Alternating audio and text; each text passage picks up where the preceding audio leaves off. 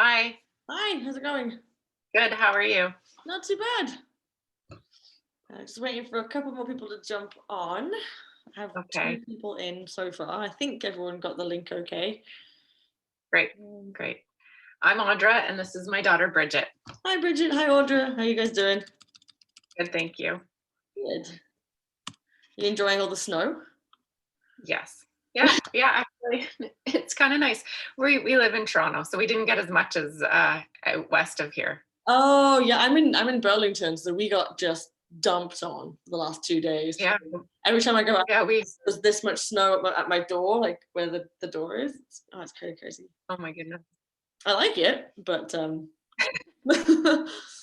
I think that's all we got was about that much oh wow. altogether. That's So It's not nearly as much. yeah, it's funny. It started on what was it Friday? It started. I had an appointment or a training walk out in Mississauga, and I cancelled the walk, thinking that everyone was getting the same. And I think she must have thought I was crazy now because they didn't have as much snow. I was like, oh, it's really bad snow. Let's do that. Okay, I'm still waiting on one more. I see Mina has joined, but I'm still connecting to audio on my end, so we'll give you a couple more minutes there. And then we should, in theory, have a full class, so there should be 2 other people joining as well. I just got a very odd text message here. I don't know what that's all about. Okay. Oh, there we go. We have one more arrived. Perfect.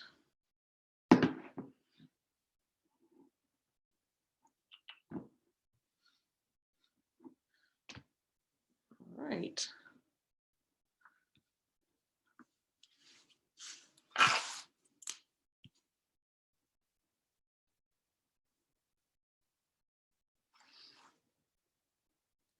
Hello, Ron. Are you there?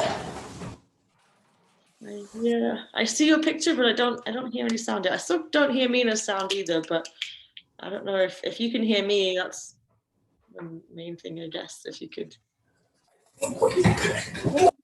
Fun technical stuff, eh? We've all become experts at technical stuff. It's not working.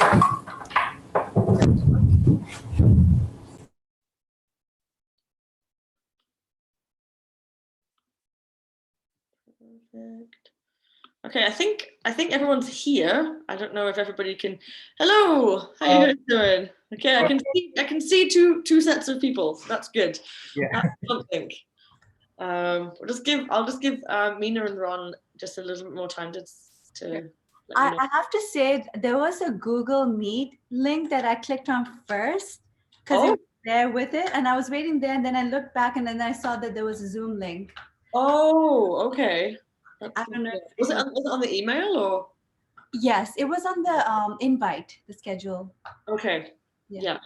That was through the website, I guess, or through Wix, or yeah. That's kind of a new thing. We were just sending the link out, which kind of might be a little easier, I guess. But I see them. They're Ron and Mina. They are there. They're just not. You guys, I can. Was that Ron? yes.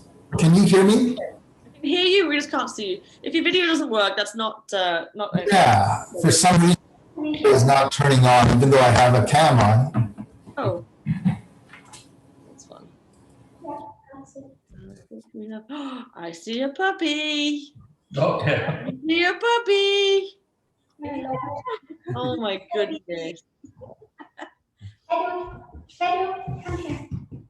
Oh, we've got another puppy coming in.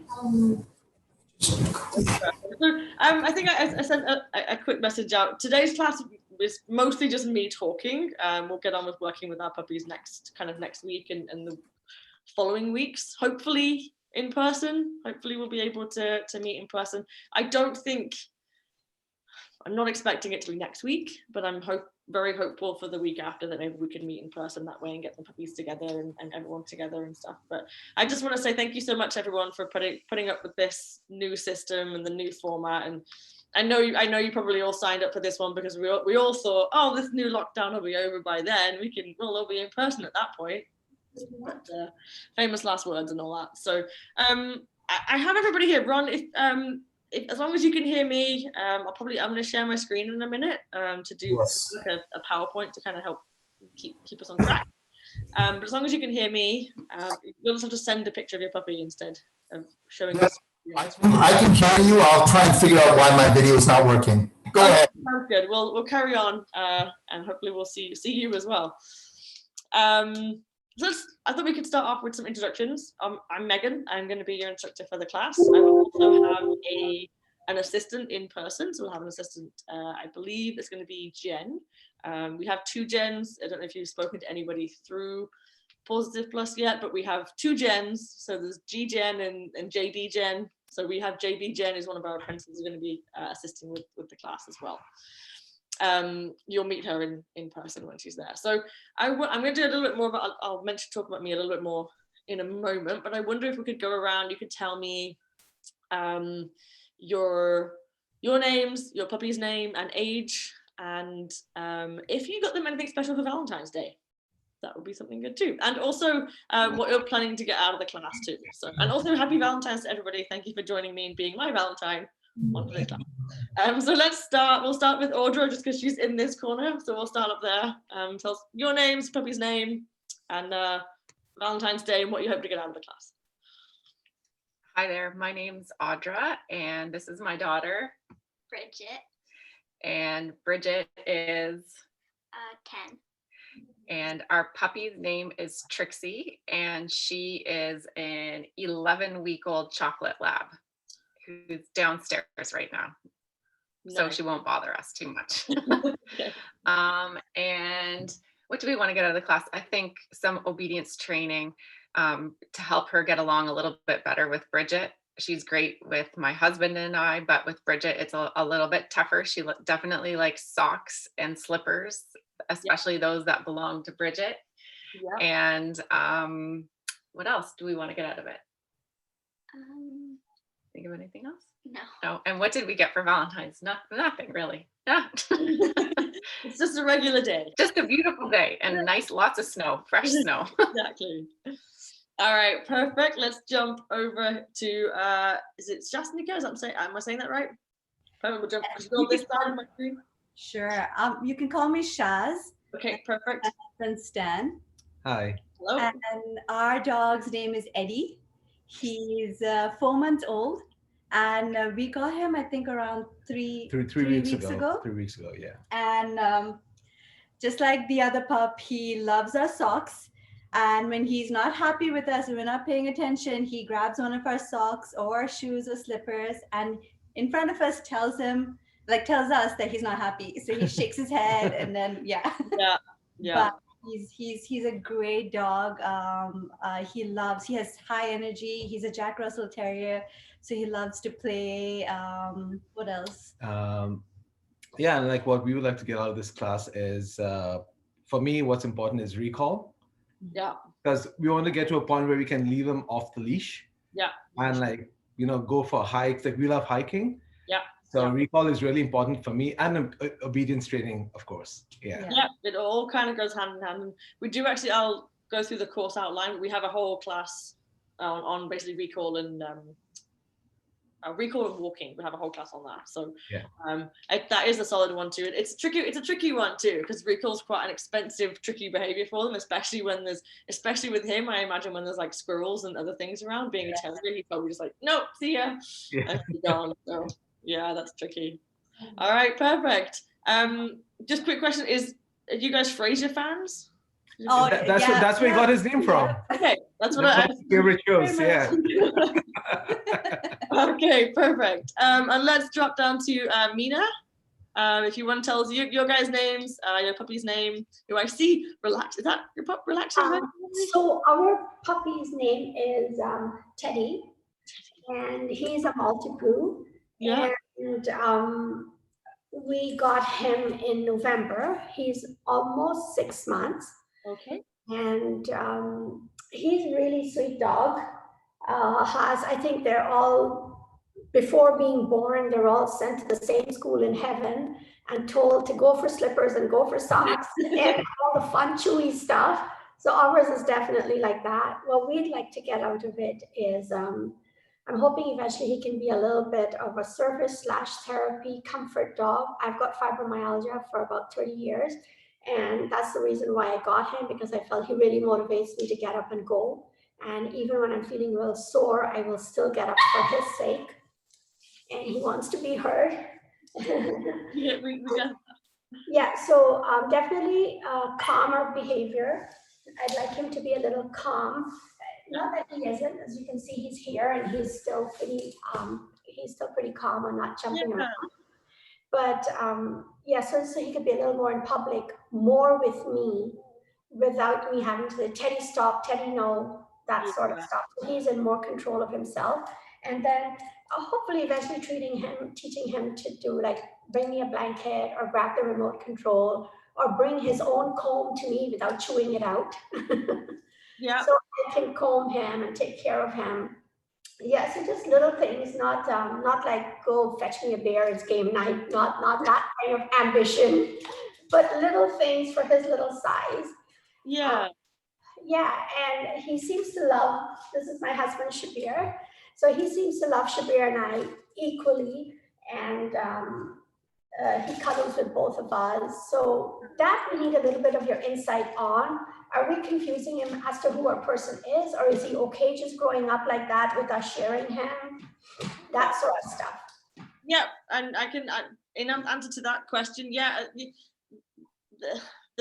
a dog in a household really belongs to like everybody in the household, and everybody needs to be really consistent. The fact that he hasn't just latched onto one actually makes things a lot easier and easier for him, easier for you. So he's not panicking when one of you leaves the room, for example. So he's comfortable with both of you. That's kind of perfect. That's kind of what you want.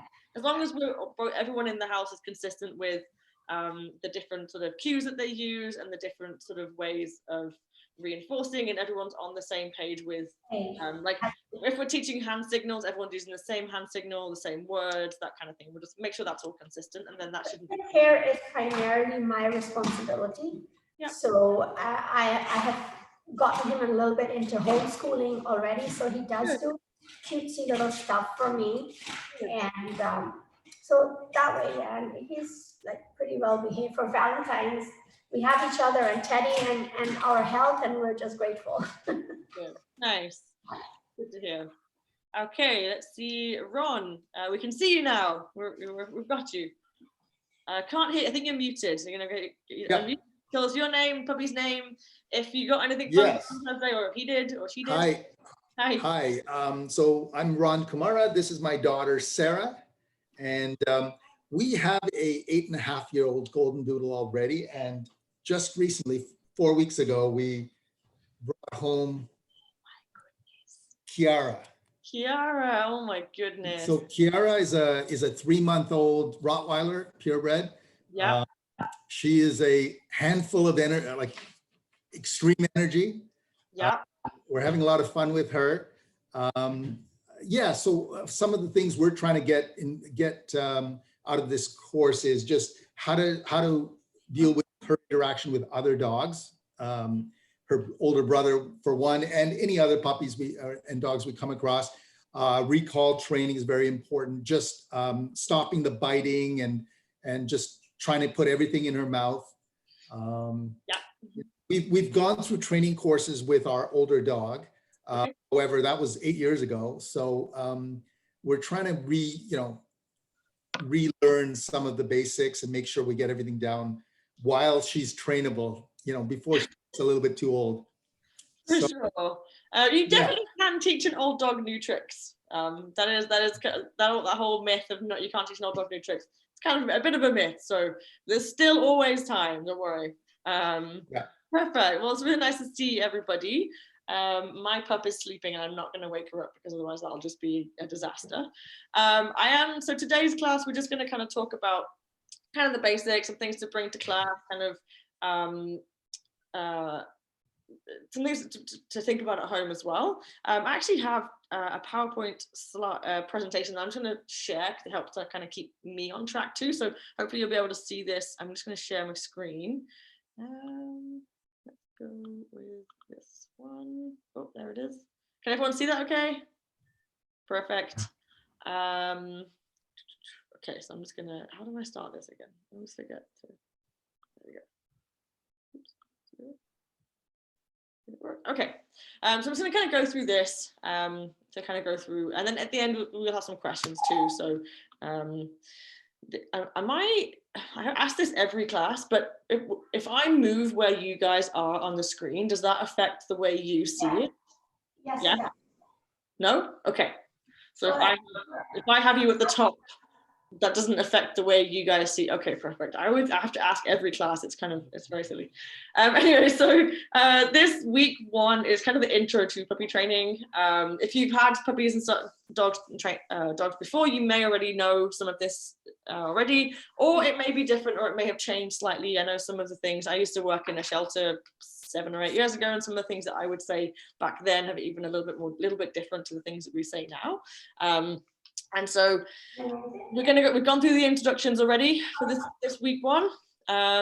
We are going to go through positive reinforcement, why we use positive reinforcement, the benefits of using it, how we use it effectively, shaping versus luring. So we're going to talk about a couple of different ways of actually teaching the things that we want to teach, different methods and techniques. We'll talk about some equipment for class, some tips for at home, your homework, what's going to happen with your homework, and then hopefully we'll have some questions, be able to answer some questions at the very end.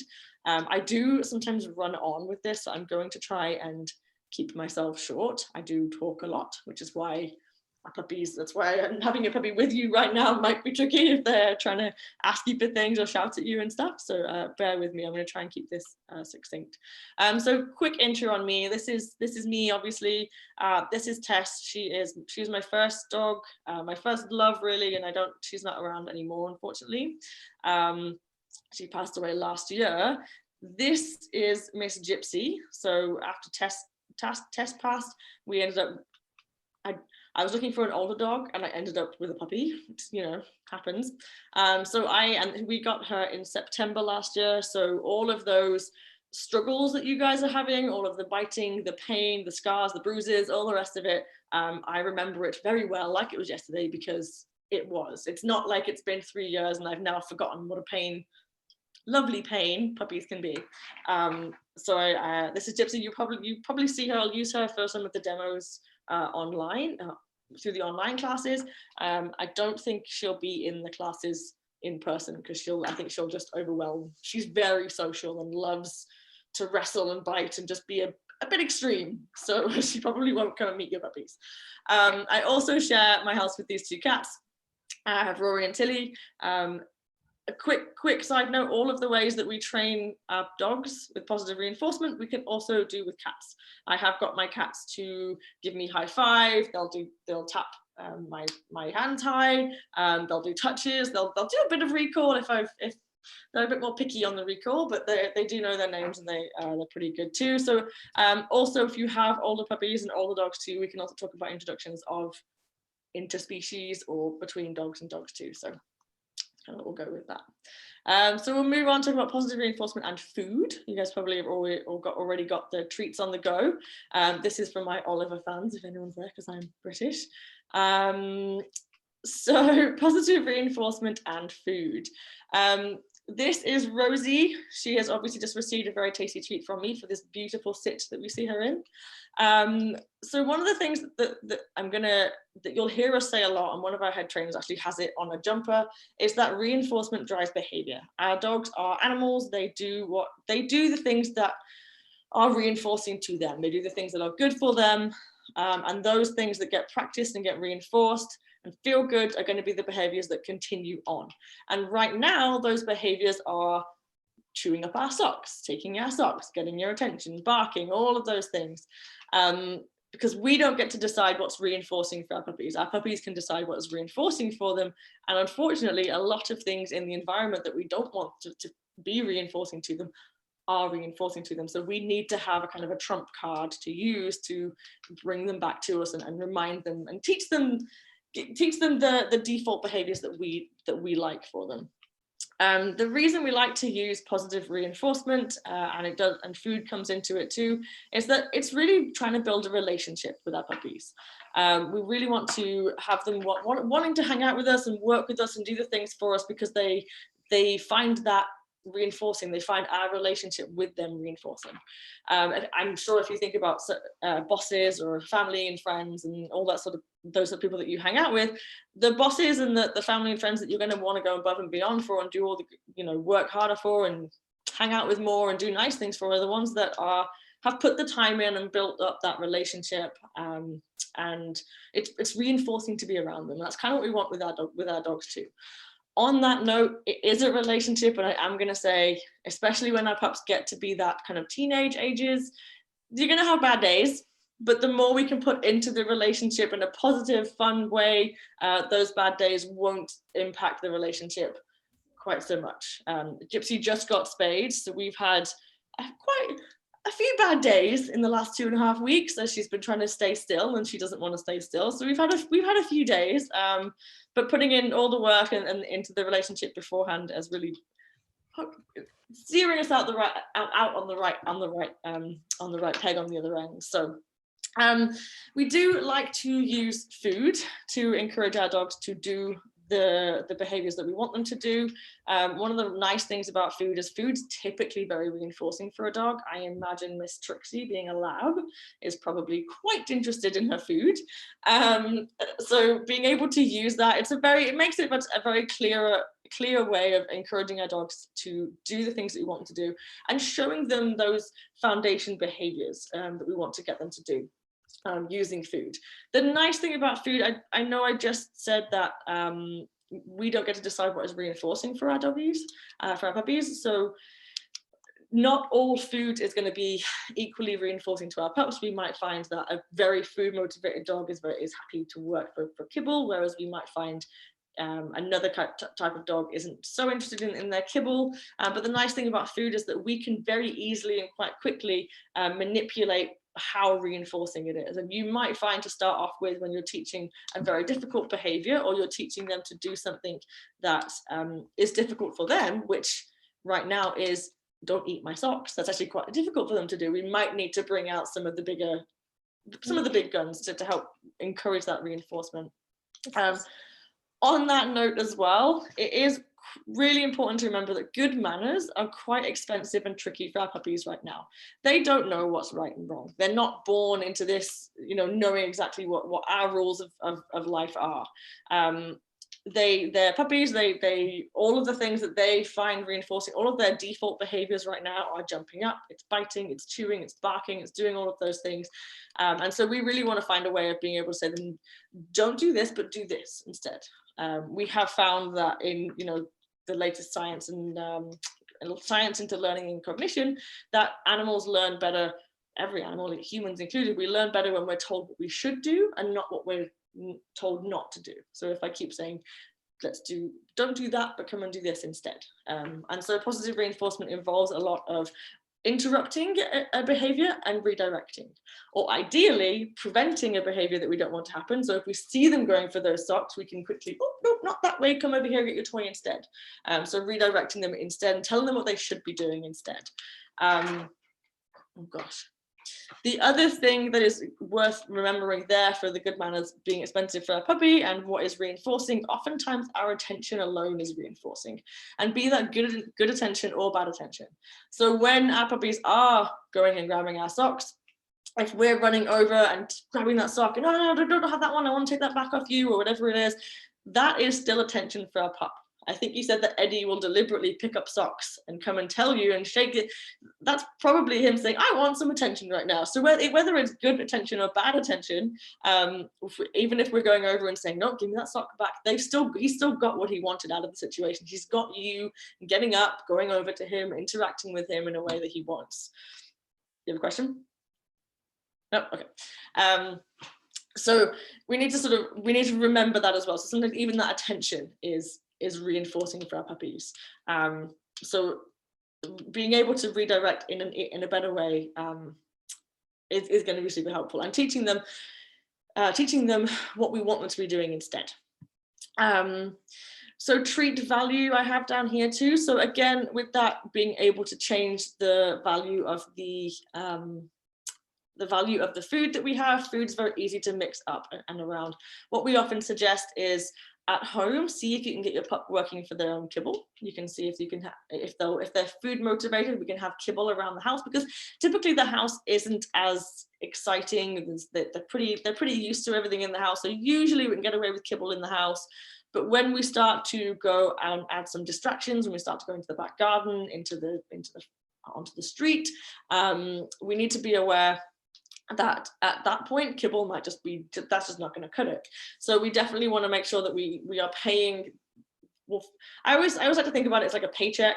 When we're in the house, that's the very easy work that we just get a regular paycheck for. When we're going above and beyond and we're actually recalling from that squirrel that we're wanting to chase, that's a very expensive behavior for that puppy. That's really hard for that puppy, because you're fighting, you know, biology and all sorts at that point. So when they can turn around and come back to you as quickly, those behaviors are expensive. And so I like to pay them what they're worth, especially when they're first learning, to really get those good behaviors in as the default to come back to. That also being said, with our treats, when we are using treats, if we're breaking out those treats, you want to keep it small. We're not overfeeding our pups. We don't want to be filling them up with just the treats. So keep it really small. I don't have any with me, but most pups, even, I don't know if you've seen the Zooks treats that are kind of like the little round ones. Even those, I break treats up a lot for puppies. I was working with a puppy that was, I think, about this big when I first met her, and I was breaking up the treats, and her treats were very small, and her parents were surprised, like, really, you're gonna break it up again? And I was like, yeah, I'm not planning on overfeeding her. I just want something, a little bit of a taste, a little bit of something just to get her interested. It doesn't need to be huge. The nice thing too about keeping it small is that we can then get lots of repetitions of that behavior. So if we're teaching something like a sit or a down or a specific behavior that we want, or a leave it, the more repetition of that behavior we can get, so the more rounds of practice, it's going to help that to become more of a default, if you can dedicate some sessions to it. I did this with my puppy. Whenever we would go into the porch, she would just pick up my shoes and shake them, because she loves to shake shoes. And so I think I had some time on my hands one day, and I just said, no, before we leave the door, I'm going to take, you know, a handful of treats, and we're just going to do multiple repetitions of going into the porch, not picking up my shoes, going into the porch, not picking up my shoes. And by just getting, you know, 1 or 2 sessions of you know, solid repeated behaviors, it helped. We still grab shoes occasionally when we're bored and we want to get my attention, but for the most part, we now can go out of the front door without her going in and grabbing all of my shoes. So doing more of that repetitions. The nice thing too about using food for that is that we can do quite a lot of repetitions in the same amount of time that, say, if we were using play or something else like that, we can get sort of like 3 or 4 repetitions in, whereas using something like play, we might not get as much repetitions in, and it kind of makes it a bit more awkward. The other thing too, and again I keep saying the other thing, but with food we can also get timing well. We want to make sure that we are being quite quick with our timing, especially with our puppies when their brains are just like bouncing off the walls. We do want to make sure that we have something that we can offer quickly and practice those you know, food behavior kind of thing, get them thinking about stuff. You might think, or people might tell you, that using food to train a puppy is kind of bribing them to do the behavior, or bribing them into doing the things that we want. So with positive reinforcement, good positive reinforcement trainers will talk to you about phasing out that food to a point. You saw the picture of Tess, she was a month off 14, and she still at 14 would get treats for sitting every now and again. It might not happen all of the time, but I'd like to put it on a bit more of a variable schedule, so that sometimes, so that she learns that it's still going to be the case no matter, as we get older, but it is quite important to begin to phase out that food as a lure, as like putting them into the behavior, because we don't want to have that puppy that only ever does something if you have a treat in your hand. We want to teach them that there's sometimes the reward comes afterwards, and sometimes we don't get a reward, and sometimes we do. And so we do want to talk about phasing out that food at some point while we're puppies, and I would say at least probably even for the first year of your life, you're probably going to want to have some handy snacks to be able to get a hold of quickly, especially when you're outside. But we're not bribing our pup, we're just using we're using that food as currency to show them what we want them to do, to really get that drilled in, really get that being the default behavior. So when I see someone, I don't jump, I sit, because we have learnt that with something very reinforcing. So that all kind of makes sense so far. Good. I would also say, I know it's kind of lunchtime-ish, and I don't know if anyone's doing lunch for the puppies at this age still, but we typically would suggest, and this is, I guess this still works with online too, is if you're going to feed a lunch, maybe feed them half of their meal before the class, and then you could, or if it is around food time, and that way we can use half of their meal to do the training with, or have them be a little bit more hungry for that class. It does kind of help with that food motivation if we're not hungry hippos. But it also doesn't mean that they are completely starving and hungry when they come into the class. I always say I could not do, if you ask me to come and do calculus on an empty stomach, I can't do calculus anyway. So trying to ask me to do it on an empty stomach is just really not going to happen. And then I'm going to get hungry and it's just not going to be a good thing. So I do like to give a little bit of food before I do a training session, and then I can keep working with that food the other way. With using their meal, if you did want to try and use their meal, but they're not overly interested in it, but you want to use their actual kibble, if you're feeding kibble, what you can do is oftentimes the bags of kind of liver bites, or I don't know if you guys are using those, or like there's usually, it's in most of the treat bags, there's that dusty stuff at the bottom, so you can so almost sprinkle that onto the kibble itself, and then that makes those kibbles a little bit more exciting. So that's something else that you can do if you're struggling to get them to want to work with their food, but you want them to, and you don't want to keep using treats. For class, I would definitely suggest, I have a smorgasbord bag of my treat pouch is a smorgasbord. So it's got some kibbles, which are now coated in liver and stuff. And then I've got some liver bites and I've got some other things. So I always have the option to go for that higher reinforcing food. Does that make more reinforcing food? I guess would be the way of saying it. If I need to, so I always have that as an option. It's much better to have that as an option than to suddenly find you're in a very distracting area and you've only got kibble and your puppy's just like, no thanks, I'm not doing that today. In class, in person, it's very exciting. There's new people, there's new smells, our friends are there, there's puppies to play with, there's new toys. So I would definitely make sure in class you do also bring some higher value options to kind of get them re-engaging back with you, and hey, look at me, I have all the good stuff over here as well. And then finally, there's plenty in life is free.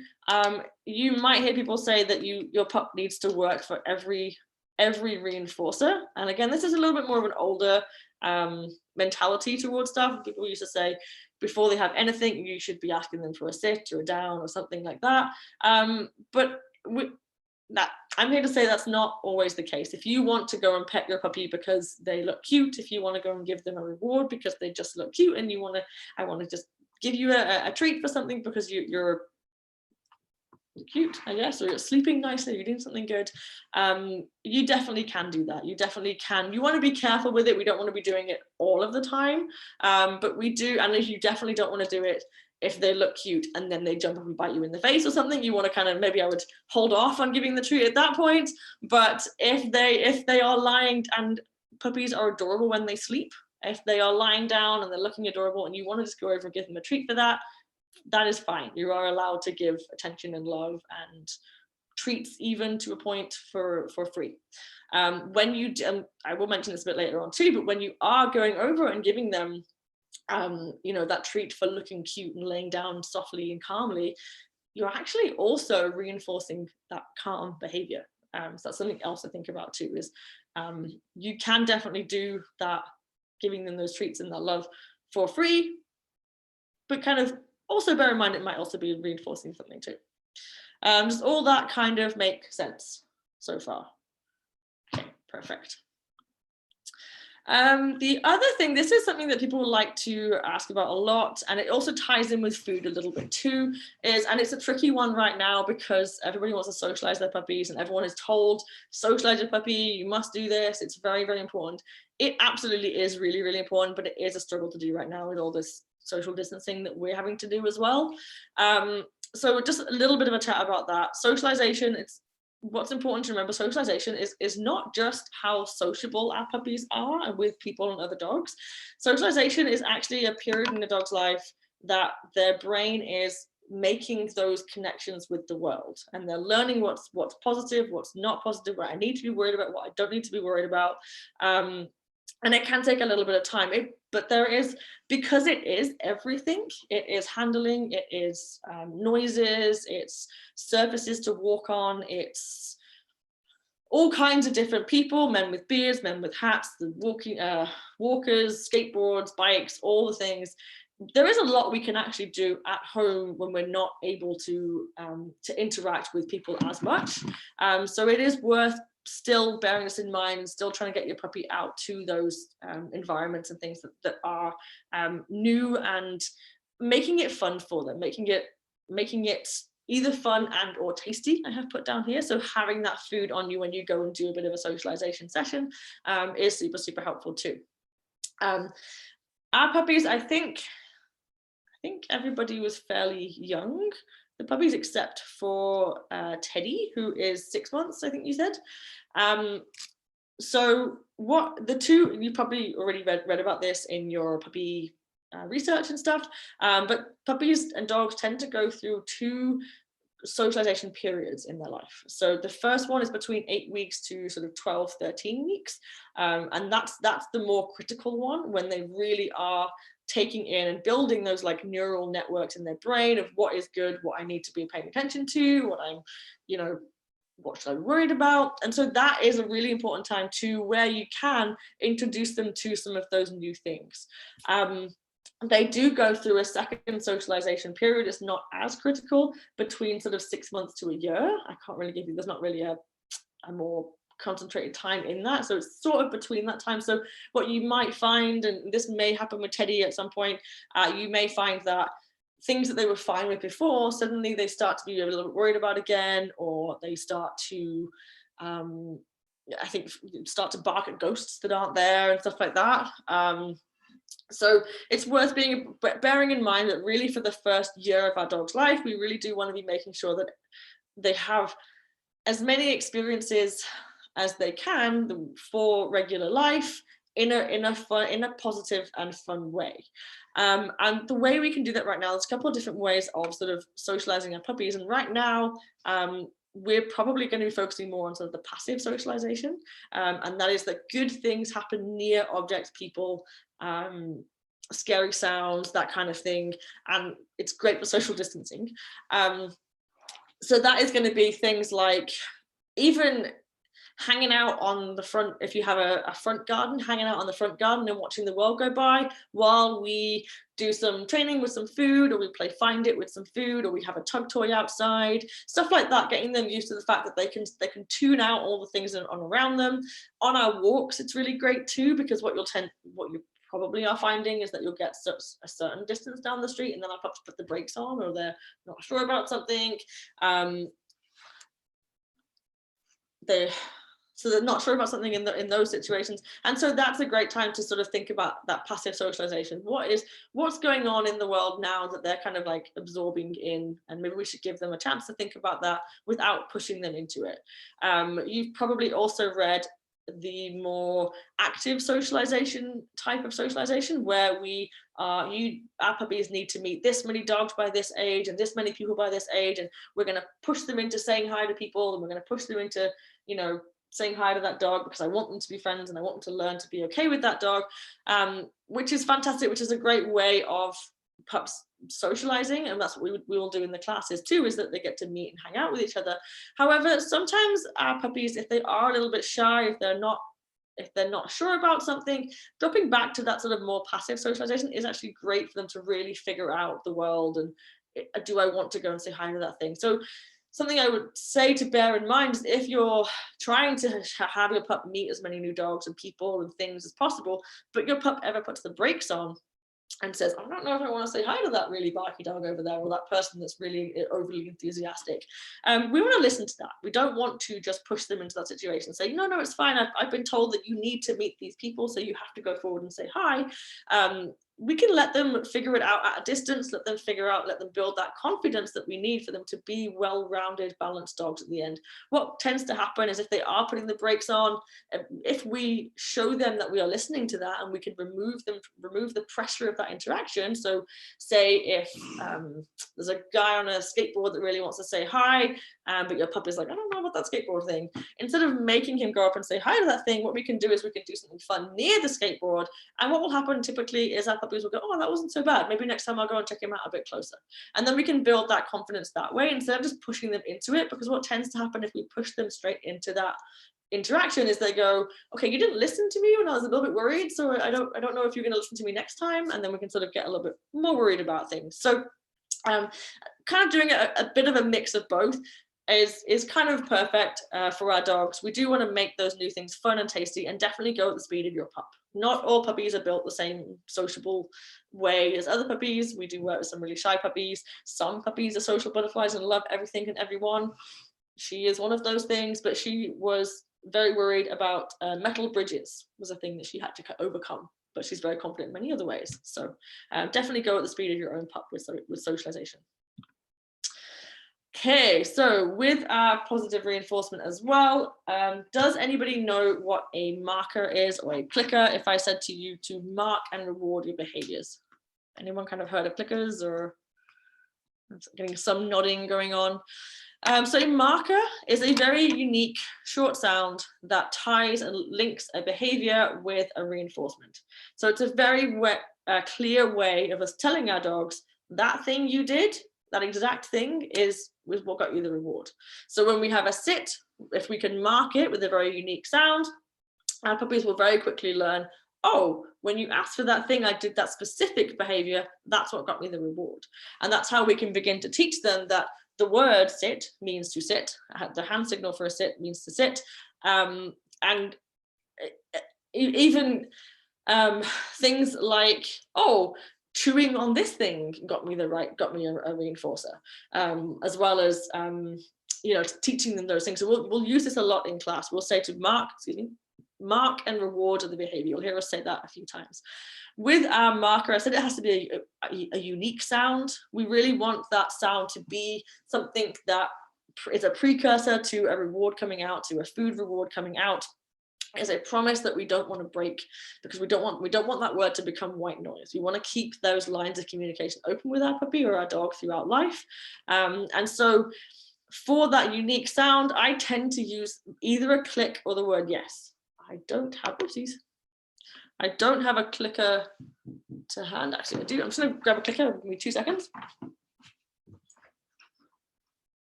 Sorry about that. I usually have one right handy. This is a clicker. It also looks like these things down here. If you don't have one, that's not a problem. If you do have one, it sounds like this. So just very unique. My dog is not going to hear that in the general environment normally, and it's just a very short sound that lets you know that you've done the right behavior. Rewards coming. The reason that I have Flipper here, the dolphin, is because it was this kind of training, I believe, was developed by someone who was training dolphins. Obviously, if we think about dolphins when they are doing those tricks and flips and things that they do in the pool, the trainers needed a very clear way of letting that dolphin know you've done the right thing, come back and get that reward. And obviously if they're underwater or they've gone, they're not going to just realize that food reward has come out and they should come and get it. And so having that whistle or that sound that they can hear when they've done that flip, they know, okay, behavior's done, go and get that reward, if that makes sense. So going back to that clicker, if you don't have a clicker, or if you're trying to do something where you need 2 hands, or it's just you have leashes and treat pouches and dogs and everything else going on, and having a clicker is just not conducive, it's not helpful, or it's going to be more tricky to use, you also can use a verbal signal. So I tend to use the word yes. I think everyone in our training school uses the word yes. It's something that I don't tend to say yes in that kind of motivational, happy tone to just everybody. I will reserve it where I can for my puppy to let her know that she's done the right thing. You can use the word good boy, good girl, that kind of thing. The only thing I would say to watch out for with that is that everybody that meets your puppy is going to be saying good boy, good girl. And so quite quickly, that good boy, good girl is going to become a bit more white noise. They're not going to really then associate, oh, that's the thing, that sound means that I did the right thing and I've done the right behavior, and now I get my reinforcement. So I would probably stick away from things like good boy, good girl. You can have good. We don't tend to say that as much to our puppy. We will tend to pair it with the good boy, good girl. You can definitely say good boy, good girl afterwards. I often will say yes, good girl, but my yes is the marker word that comes in, and it has to, in a nice motivational tone.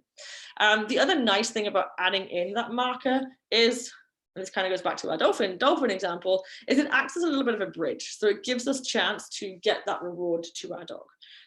They hear that word, oh, done the right thing, now I'm going to get to go and get that behavior, get to go and get that reward.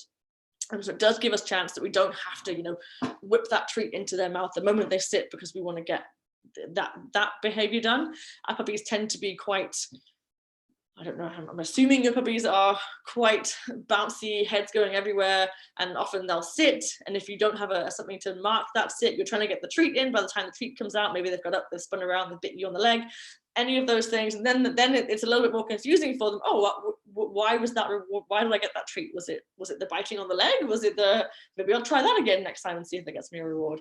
So having that marker, you can get that in really quickly and then have that treat come after. I think we sort of have, I would say, maybe like 15 to 20 seconds to get that reward to them. So so that's something to bear in mind as well when we're doing this. It's a nice bridging thing. So your first piece of homework is going to be to charge up your markers. And so you pick a marker that works for you, and you can definitely use them interchangeably. So I use yes or a clicker. I've done both. You could do this with both, or just pick one and stick with it. Going back to that consistency in the household, if everybody has the same marker, that's ideal. If you want your marker to be something like carrots, feel free to do that. That's not something I tend to say often either. But typically you want something that's going to come out easily and quickly. So yes seems to work really, really well. So what you're going to do for your homework to do what we would call charging your marker, so that our puppies really learn that marker means something good's coming, is you're simply going to click and treat, click and treat, click and treat, click and treat. So our puppies learn that sound means food's coming and a reward's coming. In a similar way, you guys have probably been doing this already. Your puppy is probably already listening to their name, and they're already probably doing pretty well with that, because you will have inadvertently probably already been charging their name. As humans, we tend to use our voices a lot. Dogs tend to use their body language a lot. And so I'm completely, that train of thought is completely derailed. So what we're going to do, we're going to charge our dog's name as well. And I would also have a redirect sound. That's where I was going with it too. What can happen with our puppies' names is that we can say them over and over again. Even with cues and commands that we ask a puppy to do, we can do that sit, sit, sit, sit, sit. Or we can say their name over and over again. If this is Emery down here, I say Emery, Emery, Emery, Emery. Quite quickly, if nothing good is coming from me saying it, again, those words can be tuned out, a little bit like Charlie Brown's parents, the wah, wah, wah, wah. It just doesn't mean as much anymore. So I want to try and make the words when I'm talking to my dog mean something, can be important. So when I say my dog's name, you can practice charging that up as well. So you can practice saying the name, Emery. When they look at you, you can give that treat. You can say, yes, treat. And they're looking at you. You probably, as I was saying, have already sort of inadvertently done this already, because when you say your puppy's name, it's very exciting, and they look back at us, and then we get very excited. So we've already probably charged it a little bit with our own attention, and just, yeah, you came back to me, fantastic. And they can tell that we're happy and we're good, and we're pleased with that kind of thing. So we're already sort of charge that name up a little bit, but I will encourage you to continue doing that, whether it be with a treat or with reward. and try and only use it, your puppy's name, when you have something good coming for them. We want to try and avoid using their name to reprimand, because we want them to come when that name, we want that name to be associated with something fun and good, and not something that they can be like, oh, is he gonna yell at me this time, or am I gonna get the treat? We want it to always mean come. It's very, very hard. Believe me, the amount of times that it just falls out of your mouth, Gypsy, stop that. It's very, very hard to do, but just kind of be aware of it. Something that we like to use as well is a redirect sound. So something that it's not their name, but it's another noise. So either a kissy noise or a clicking, like a tongue click, like a come away, and that's another way of getting their attention without having to use that name. So that is a helpful one when they are doing something they shouldn't be doing, and also just making a loud sound when they're doing something they shouldn't be doing, just to kind of startle them instead of trying to use their name. So like or no, trying to keep that just for come away, no, let's do this instead. Trying to get them used to not overusing their name. Oopsies. And we do, so yeah, so speaking a dog's language, you really want to make your voice count. And I will say this a lot in class too, is whenever we do get to the point that we are using verbal cues, so we're saying the words sit and down and stand or whatever else, we really only want to say those things once. We want to be able to follow through and help them follow through with it, because I don't want my voice to become white noise, and I don't want those cues to become white noise to my dog. Does that make sense, everyone? Let's do with that. Cool. So different ways we're going to teach. We're going to actually be using 2 of these in class, and you'll probably be using more of the capturing at home. We're going to be, one way to get a behavior that we want is through shaping. Another way is through luring, and then we finally have capturing. Capturing is something that you probably do at home, and I definitely would recommend you do it at home too. Similar idea to that when our pup is lying down nice and calmly. By rewarding those sort of random occurrences, we can start to train those behaviors. So another way of doing another example would be, I would like to teach Gypsy to shake off, to sort of shake as if she's wet. Partly because it would be helpful when she's just got out of the bath, say, hey, shake off where you can and not all over my house. But also a shake off is a complete release of tension. So if our dog's ever feeling stressed about anything or worried or holding any kind of tension, a shake off is a really nice behavior that they do that shows me that, okay, she's now let go of whatever she was feeling before. So I would love to teach her to do it on cue, so that if there's a dog barking and it worries her, I can say, hey, shake off, and she can shake it off. So what I would do, it's very hard for me to kind of manipulate her body to do that, or kind of encourage it with a treat. So what I'll do is, when I'm walking around and I see her do that steady, about to shake off, as she's shaking, I would say, add the cue that I want to do, like shake it off, and then yes, and reward it at the end.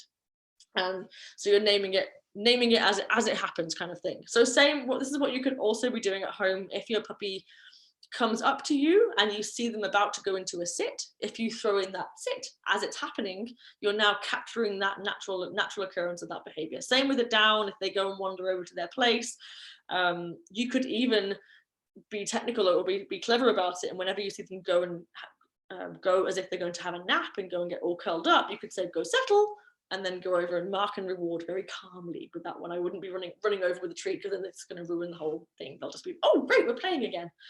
So that's something I would definitely recommend you guys do at home too. Whenever you see the behaviors that you want about to happen, mark and reward. We are going to be using a lot of luring in the class. Luring is it's a nice, easy, quick way of getting them into those positions that we want them to do. We begin non-verbally. So I said in the previous slide that our puppies speak with their body language and not so much with their voices. Although I'm sure I already heard Teddy's voice, and I'm sure Eddie too, being a terrier, probably likes to use his voice too. And I'm sure also, now that I think about the other two, they probably also like to use their voice already. But typically most communication happens before the bark, and then the barking kind of happens afterwards. So the way I like to think about luring is that I like to talk in my dog's language, and then I will translate it to my language, which is one of verbal cues. So I begin non-verbally.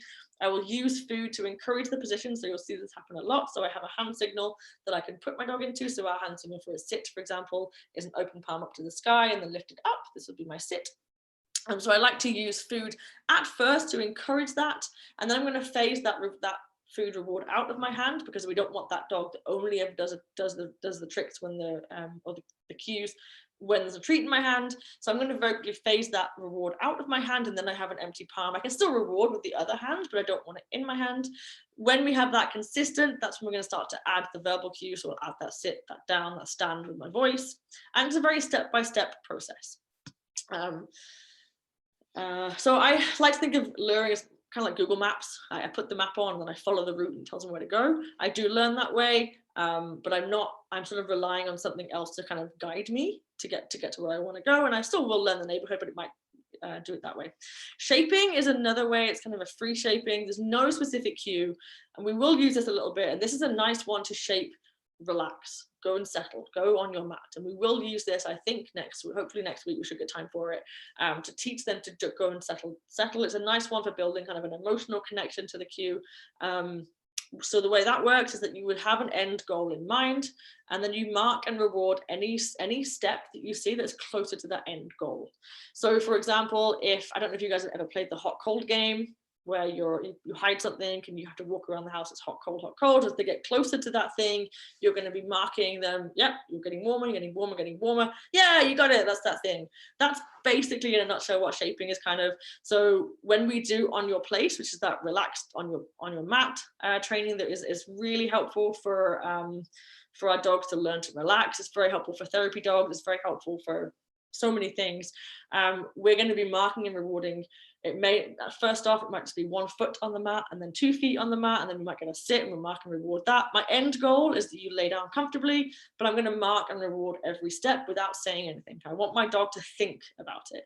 So my dog will hit the mat and be like, oh, this mat thing, every time I go on it, she seems to like that. I wonder what else I could do on this mat. And then they'll think about the next thing they have to do and the next thing, and then you can kind of shape that behavior to what you want. Shaping is very useful for complicated behaviors. So shaping would be probably something that I would suggest that you, before, go and get me that blanket, go and get me your Kong. Kind of shaping those behaviors is a nice way of doing it. Or shaping me to go get a beer from the fridge, which we will work on, Gypsy, at one point. Okay, so some equipment for class, and this, you're probably going to want this, or many of these things at home as well as in the actual physical class, but a flat collar and a leash, ideally no flexi lines for now. A flexi line is this one right here with the little clicky handle thing. If you can use a flat collar or flat leash for the classroom, flexi lines definitely have their place, but for now I find a flat collar, one, is easier communication for a puppy, and two, we can actually see how far they have to go, and we can be a bit more controlled and quick with how we move them around as we need to. If we have to encourage them to come back, it's easier to see, and it's usually a quicker reaction time than clicking that little button into place. So just for that, for in the classroom. If you have a flat harness or you're working with a harnesses are great. You can definitely go ahead and use it. Oopsies. Definitely go ahead and use a harness. For I think all of our dogs, well, actually Eddie might be a little bit smaller, but I imagine he can still pull. And Teddy's a little bit smaller, but again, I imagine he can still pull. If you're looking for a piece of equipment that's going to really help with pulling, a front and a back clip, or a front clip harness especially, is going to be something that I would definitely recommend if you're thinking about getting a harness. I like a back clip too. A back clip makes them feel like they have a bit more freedom. But the downside of a back clipping harness is that it really lets them pull. Dogs have this tendency to go against the pressure. So if you push your dog, they'll pull back. If you pull them, they push into it. So when we have a back clip harness, what we're actually doing is distributing that weight of their body weight nicely across the chest. So it's really easy to pull into. If you think about a horse and cart or a dog sled, they are clipped in at the back, and they can really lean into into their chest to pull forward. So that's something to bear in mind if you are thinking about harnesses. The front clip tends to, if it's clipped into the front, when they want to go this way and they pull forward, they kind of end up going this way, like, what's going on over here? And with you being attached this way, they then come back to you, and you can be like, hey, remember me? I'm on the end of your leash. Let's not do this. Let's do something else. So having that front clip can help. I do, like I say, I like to have both. I especially like both if I'm running with a dog and we're going uphill, and then I can clip into the back and say, go, please pull, carry on. So that's something to bear in mind if you are thinking about harnesses. A place, if you could bring a blanket, a mat, a towel, a bed, something like that. So we will do that on your place, that relax on a mat. Bring some toys. your toys at home, have them handy, because we will break up the class with some play. We don't want to make them think for you know, a whole hour. I can't think for a full hour. As you can see, I'm already struggling. So we can't expect our puppies to think for a full hour. In the classroom, like when we all meet in person, don't worry about bringing toys unless you have a specific one that your dog really likes. What tends to happen is it gets taken by other dogs, and then we could end up mixing it with ours. So just bear that in mind. If you do bring a toy, make sure you get it back at the end of the day. Bring some treats. These Zooey Peaks are fantastic. Doesn't need to be these, it could be the liver, whatever else. Could be, if you want to bring a smorgasbord bag full of kibble plus treats, that's perfect too. Just make sure we have some of that. You may also want to invest in a treat pouch or somewhere that you can have those treats handy to you if you don't want them in your pocket. That just makes things a lot easier for that treat delivery and that good timing. And then a Kong or a chew. So there will be times in the classroom, especially, this is especially useful for the classroom when we're in it in person, is there will be times that I will be talking, and that's really boring for puppies. And then we get the barking and I want to go see my friend, I want to do this, I want to do that. So having something like a Kong or a chew for them to just bring out at those times, it lets them do something appropriate while that way you can listen to the things that we're saying, if that makes sense. So I would have those handy as well.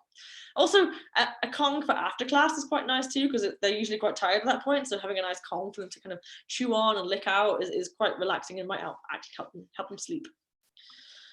The second piece of homework, speaking about different leashes and things, would be to practice a couple times a day the umbilical cord exercise. And that is what it looks like right here. I am going to loop or tie an 8-foot leash or a 6-foot leash around your waist. If you have a carabiner, or you can just tie it. And then practice moving around the house together with your puppy. It really helps with potty training. It really helps with being able to catch those natural offered good behaviors. So that lay down, that sit, rather than a jump. We're right there, and we can be rewarding them for it. Start just a couple times a day, short periods of time. It also gets them used to following our body around. So that's really helpful for on a walk. It's really helpful for that recall. It's helpful for getting them checking in with us. And the other thing I would do is anytime they look up and check in with you, I would mark and reward that. That's a really, really good foundation for recall and for walking nicely. So when they're doing that when you're around the house and boring, definitely be marking and rewarding whenever they look up at you. Everyone's looking up, yeah. The other thing with this idea is for the first, while they are young and are able to get into all kinds of things and go for the socks and the shoes and all the things, having a leash dragging is actually very helpful. Doesn't necessarily have to be a long leash. What you could even do is go and buy a cheap one from the dollar store and kind of cut it. So there's just a bit of rope there, so that when we do start to wander over to the baseboard for a chew, instead of having to go in and actually physically grab my puppy or rely on them coming away from that very tasty, yummy baseboard, I can actually just wander over instead and go, oh, what have you got there? I'm going to move you away. We're going to pick up that leash and we're going to walk away this way, instead of me having to go in. I don't want my dog to associate my hands in the collar or my hand in the harness as or even my hands on their body as I'm taking you away from something fun. I want that to be, if I ever have to grab my dog, I don't want them running away from me. I don't want them snapping back at my hand like, hey, get off. I want that to be a positive thing. So if I can go in and grab that leash instead, I can just move them away calmly with the leash and say, chew this instead. Don't chew the baseboard, come and chew this instead. And I can lead them away that way. And I find it really, really helpful. I have cats too, and when she was a puppy, she'd constantly chase them. And chasing alone, whether she catches it or not, is very reinforcing for her. So I'm trying to cut that chase out. So if I have a handle on that leash, I can be like, oh no, we're not gonna get that in there. So it's super helpful to have for the first little while. So the way we're going to do the course outline today, obviously, is week 1 with the No Dog. We're learning how to learn. Then week 2, we'll go through some of the basics, which you may already have started doing. I imagine all of you have. Week 3, we're going to focus more on socialization again. We'll kind of go through some more of that. I have a wonderful playlist to play for you guys. Week 4, which is the one I know you guys are all really into, is the Leave It. We can definitely talk about that in the earlier weeks as needed. We'll do walking and recall in week 5 once we've got a few things under our belt. We're then going to work on progressions and distractions. So we're basically using the behaviors that we've got and making them harder and working around distractions. So that's a very tricky thing for pups to do. And obviously then week 7 is our recap and our graduation, where we have, hopefully we'll be in person, because it's way more fun in person than it is online. Again, so some more at-home tips. I am aware I'm slightly over here, but rewarding that appropriate offered behavior. So as you can see, Tess is sleeping lovely here, but she was a very, very calm dog off the bat. But if you want a nice calm dog, go ahead and reward that calm. I would do it in a calm fashion, as we said before. I'm not going to be like, yeah, you're lying down and running over with a treat, because that's obviously going to wake them up and be like, oh, what, great.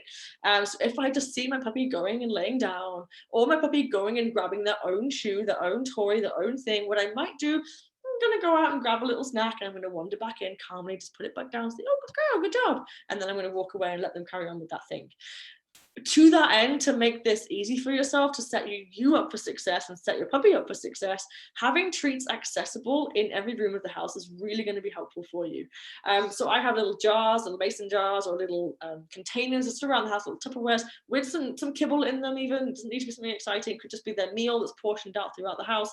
So you always have access to be like, okay, you did something good, great, I'm going to go grab something and reward you for that. So nipping.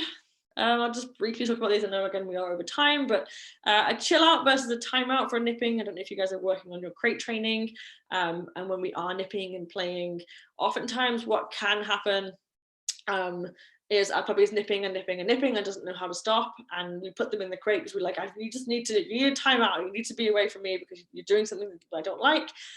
What can happen with nipping in that instance is when they do get very, very hyper focused and they've had all the walks and treats and they've eaten, they've peed, they've pooed, they've been playing with you might have done some training, but they're still just hyper focused on nipping or biting that one thing they won't let go of. It's often like a tired toddler thing. So having them go into that crate for a timeout is not a bad thing. It is sometimes they just need to be away and have a sleep. However, I like to think of it as more of a chill out than a timeout. So I'd like to put them in their crate or away with something calming to do. Licking is very calming for a dog. So with a Kong that you can line with something sticky like peanut butter or pumpkin or applesauce, something like that they can lick at, often acts like a soother for them when they are that high strung and overwhelmed and I don't know what else to do, and I'm not tired. Then you put them to bed and they go, yeah, I'm tired. So having that Kong or something like that to lick on, or to even a chew, even something that they can do themselves and away, even if they don't sleep, tends to calm them down enough that then they could come back out and play more appropriately. So it's something to bear in mind. Some toy play tips. I know that this can be tricky. We get those migrating teeth. I would say, I was going to do an example, but she is again passed out. What I would do is keep those toys nice and low to the ground to start off with. The more we wave them up in the air and make them kind of erratic, we get the wild jumping teeth shark puppy, and they do tend to miss and grab our hands at that point. It's much harder for them to kind of focus on that toy. So keeping it on the ground, keeping it alive, keep it wiggling like a snake, they're more likely to want to pounce on it and grab it. And then when they do get it, bring it to life. We can't just expect our puppies to go from chewing on the something that they shouldn't be chewing, and we say redirect with a toy. We don't just want to go and put a toy next to them and say just play with that. We want to make that toy interesting for them. So we want to really make it come to life if we can. When they do have a hold of the toy, if they do migrate up a hand, what I'm going to do is I'm going to drop the toy and say, oopsies, no thanks, no playtime, we're done. And I'm going to wait for them to do something else instead, to go back and let go of that toy, or go back and grab the toy again rather than my hand, and then I can re-engage and play again. With other nipping, if it is nipping just for attention, that's usually when nipping happens, is I want something from you. I want to teach my puppy that that's not how you get anything from me. So when they're nipping at us, what I would tend to suggest to do is to walk away. So if you have young kids, I know you said Bridget was 10, we often say to be a tree. So even putting your hands up and away, folding your arms. So because when your hands are dangling, then these little sausages are really fun to play with still. So hands folded away. I even turn my back. I've even walked away and gone and shut the door away from my puppy. I've even stepped into playpens to get away, to be like, no, we're not doing that anymore. No, thank you. I don't want you to bite my feet. And so that I can move away from them myself. And that cuts off that attention. What can happen if we start saying no biting and pushing them and shoving them? Pups love to play rough. So that often is just attributed to play. So if they do bite, whoops, no thanks, I'm gone. This is going to be the best sort of suggestion. And then bearing in mind that when they get to that tipping point of being overtired, it could very well be, it's time for a nap, you're tired. And then puzzle toys too. So this is your hope. We're going to talk a little bit about homework. Mental stimulation is the buzzwords in dog training right now. So definitely want to be burning that brain energy. We all have very intelligent breed puppies. Another way of really reinforcing calmness is to burn some brain energy as well. With this whole pandemic, you know, I figured out quite quickly that I can do as many workouts as I want in the day, but if I'm not thinking, I don't sleep well at night. I can't still relax. So there's a few, I like to think of food in a dish as inhaled energy, that they've just taken all these calories and energy and now it can just go everywhere. So making your own DIY food toys like this, tennis balls in a muffin tray. You can use anything, use your recycling, use cardboard, use those toilet paper tubes that we all hoarded at the start of the COVID. We can fold in the ends and put treats in and then have them kind of tear that apart. This is a tricky treat ball. It's got a little hole in, you put the kibbles in, they roll that around, the food comes out. And this is Gypsy's favorite, it's a snuffle mat. Basically it's got all this fabric and you just sprinkle the treats in and she starts to snuffle and she can get a kibble out that way. So that's really going to help with your dogs with their staying calm and teaching them to do things independently as well. Your training, your specific sort of training, I'll send out a training pack or a package that has a checklist for you Monday to Friday. Well, all the days of the week, Monday to Friday. So you can kind of tick off as you go, like things that you've worked on for that week. Keep those sessions short and successful, a couple times a day. I like to do it again around mealtime. She gets to eat some, and then I might save a handful for training. I might just even save, 15, 20 kibbles, something like that. And then that's what we do. We just do a few of those and then we're done. Keeping that consistent too. That C, mark and reward training, the SMART training, I think that is at the bottom of the package. So I want to just explain what that was. It's essentially like rewarding that those natural behaviors that you get around the house. So I see something good, yes, and I reward puppy for doing that. Okay, any questions really quickly? We've got about 5 minutes. Hey, we have a question. We're Sure. new to the, just creating in general, and we're not really sure how to even get one, like it's size and what's really good. Are there any articles or advice you could kind of give us or direct us to kind of start that off? Yeah, so with crate training, it is a super helpful skill to have, even if you're not planning on using it forever. But it's useful for them to be comfortable in an enclosed space. The general rule of thumb with crates is to get one that they can, it's big enough for them to go in, turn around, lay down, and stand up. That's generally the general rule of thumb, which I know is very tricky for puppies that we don't know how big they're going to be, to try and figure out, well, what size do I need? Because I've been through a few. The wire ones that you can get, I don't know if you've seen those, they often come with dividers that can grow with your pup.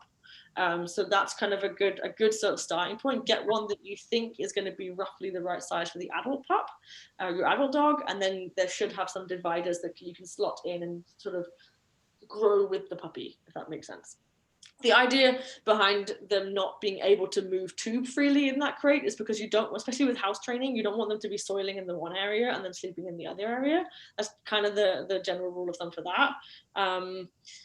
But it also, I like the crate too because it helps protect all my furniture, and I'm not worried about her chewing on power cords and things when I'm not there, and then hurting herself too. So having a crate for that is super helpful. I think we have an info sheet that I can send through in the email or the WhatsApp, or I think it might even be in the package, the puppy package, with some tips and tricks on training. So training that crate. You may very well start off with the door wide open. And just open and have him go in and out. And again, every time he goes in on his own, oh yes, good boy, reward that. The other thing I would do is feed all meals in there, all the good toys come from in there. Even if he goes in, grabs that toy and comes out again, he's still figuring out that going into the crate is fun and you get to come out again that way. Working out, some crating or some dogs is a little bit of experimentation. Some dogs do really well if they can be in the crate and see you and they're like, okay, mom's there, we're good, everything's fine. Other dogs, it's just, why are you there and I'm not out and playing with you? What's going on? And they get that kind of FOMO. And so oftentimes those crates are better put away or covered. That's a little bit of experimentation depending on your dog. Gypsy was very much I need to be away because if she sees me not, and why am I in the crate and you're not? This is silly. So having a little bit of kind of experimenting with that too. With crate training, I understand it is super tricky because we do need them to be in crates for certain times of the day, or for example, we may need them to be in crates at certain times of the day if we're working or we're doing something else. If they're not used to being in there right off the bat, it is super tricky because they tend to cry. We don't want to build a bad association with the crate. With crying in the crate, what I would say is a little bit of crying is fairly normal. If it doesn't kind of teeter off after sort of 5 minutes or so, I would want to go back, wait for a pause in that break, in the crying, and then go back in, get them out, do something else, and then head back in again. We don't want them to be escalating, that kind of really scrabbly, crying, get me out of here kind of panic situation. We kind of want to keep that at a minimum if we can. So going back in, doing something else, or having an X pen around the crate could sometimes be useful. It's filling a bit more space that way too. But I will send some info on that. I'm just gonna write that down. Thank you.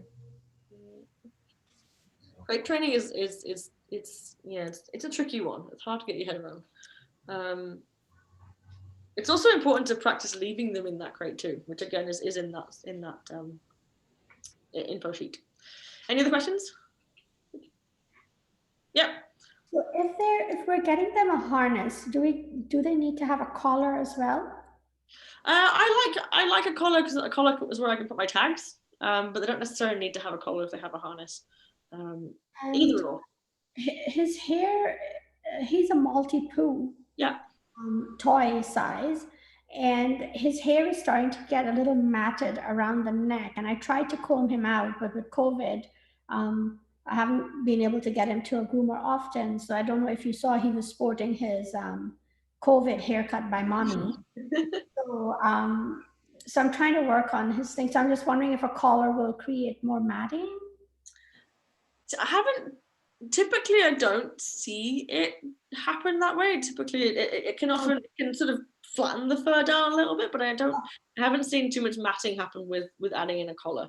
Depending on the type of the collar too, if it's a nice flat sort of nylon one, it's probably better than, you might find some of them if it's like a chain one, or so I'm trying to think of a different kind now that might cause it. But typically a nylon one is usually not too bad. They usually, you can always experiment to try it, and if you think it's creating more mats, then go ahead and just use that harness. But and the other thing, we have never done the body leash with him, like having him tied to us. Is that something that is required? Like, what's the education value to that? So with that one, it's a really helpful one for very much younger puppies. Or new dogs into the home. So we often suggest for new rescues too, to get them used to following you around, doing that kind of thing. If he's already following you and everything's going well, he's house trained, it's not as useful in those senses. Having it for house training is very helpful, because you can definitely start to tell when they start to try and wander away or they start to sniff the ground. It really gives you now we're going to go outside. So it's super helpful for that. The other thing it's helpful for is marking capturing whenever they are doing something good, like a good calm behavior, and capturing when they're looking up at you and checking in. Because I like a dog to check in with me often. That is, like I say, the sort of a basis of that recall and that nice walking. I want to be able to walk with my dog, have them check in. That then translates to when we're off leash, we check in as well. So it can kind of help with the off leash stuff too. So if you've not done it and it's going well, you can always going well when I tell you. I don't know if it's going well when I tell you all our little bit of a report card, so you'll be able to tell me if he needs to be on it, I guess. Okay. I mean, for the next week, I would maybe do it a couple times a day. It's for only sort of 5 minutes at a time. Pop him on leash, walk him around the house. The other nice thing about it too is that if we have pups that tend to get quite excited about going outside for a walk, it sort of starts to break that association of the leash comes out and now we're going for a walk and I'm going crazy. So that's the other nice thing about it too, is that we start to break up that association. We get more practice handling, putting that collar on, that leash on, taking the leash off. It's kind of helpful for that. So I would say maybe for the next week, do it for once or twice a day. Rewarding every time that they look up at you, rewarding that walking around. Whenever he's walking really nicely, be talking to him, engaging with him, and then just see how that goes, and see if you find that you get more natural engagement that way with you. Because we've had Teddy for a while, I have a lot of questions, but I don't want to hijack the whole session. How can we address those questions? I have time usually at the end of each class to talk, but are you in the WhatsApp group? No, I have not been added to a WhatsApp group. Okay, I can add you to the WhatsApp group that way, and then if you have a different number, I think I added one of a number for Teddy to the WhatsApp group, but if you are not, send me a number and I can add you to that, and then you'll have my number. You can either text me separately, or you can add in that group, because oftentimes the questions you have, everyone else is curious too, and they'll perk up their ears and, oh, hang on, that is a interesting question. Okay, so what's your number? My number is 647 Yes. 529 Yes. 9838. 9838. So the one pressing question with me, with Teddy, is the little house that he can sleep in. So he has a playpen, but you said we shouldn't associate him pooping in that. He's pad trained, so he's not trained outside because of my condition, so I can't always take him out. So I've pad trained him at home. Okay. House. So if I put him in the playpen, would he sleep in there as well? I can show you what the playpen looks like. It's 8 feet long. It's an 8-foot long playpen. Here in the corner.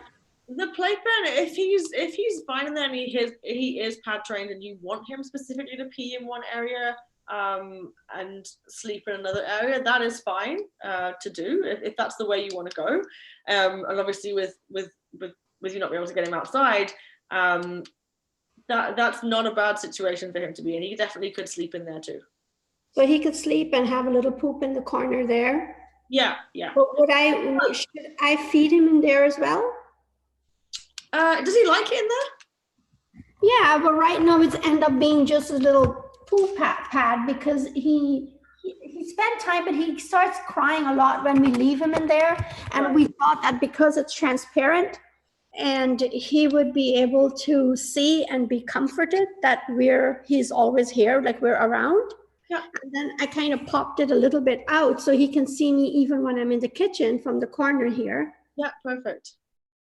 So okay for me to put a little bed in this corner and his eyes and leave his little poo area there? It's not too gross. So what I often suggest for crate training is if you put the crate into that sort of X pen, if you have an X pen and you want to keep the pen idea, the crate is very good for house training because they don't tend to want to sleep and pee in their spots. Then that gives you a chance to get them outside. Whenever you're not able to watch them or be supervising them in that way, having them in that X pen, but having a crate in the X pen lets them kind of go into the crate to sleep, but then kind of pee outside in the little pen area. So I can attach this is his house. That's adorable. And so I can attach this at the end so he could dash in to sleep and then poop on the other corner. Yeah, you definitely could do that, because the idea with the pen more so than the crate is just somewhere that you can put them where they're going to be safe. They're not going to be chewing on things you shouldn't be chewing on. It keeps your house safe as well.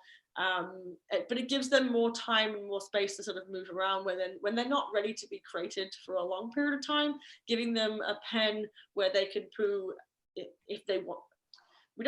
If you're trying to house train them to be outside, you don't necessarily want them to be pooing in there, but if you're pad training and you want them to be on the pad, then you can have that pee pad there. Or if you're going to be leaving them and you can't supervise them, having a pen for them is it is helpful for that.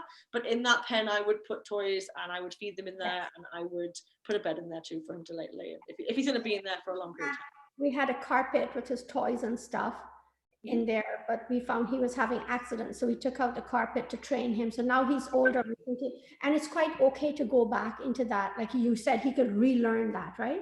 Yes, of course. If he's doing well outside of the pen when you're not around and you're not supervising, he's not chewing on things he shouldn't chew, and your end goal is to have him be not in the pen and trust him just to in the house, If it's going well, that he's, you know, you trust him to be in the house when you're not there, or you're, you know, busy or not able to supervise, you don't necessarily have to go back to that pen.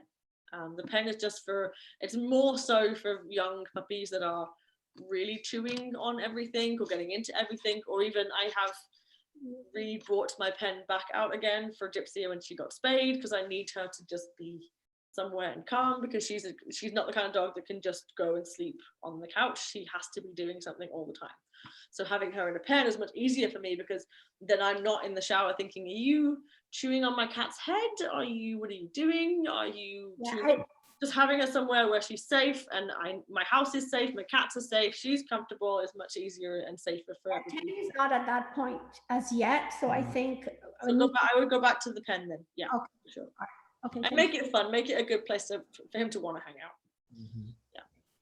Okay. Okay, I'm gonna have to shoot off. I'm really sorry. If you have any other questions, feel free to send them in that WhatsApp. I just have another class to get to, so Great. I will speak to you guys next week. Thank you. Thank you. Bye. You, bye-bye. Bye.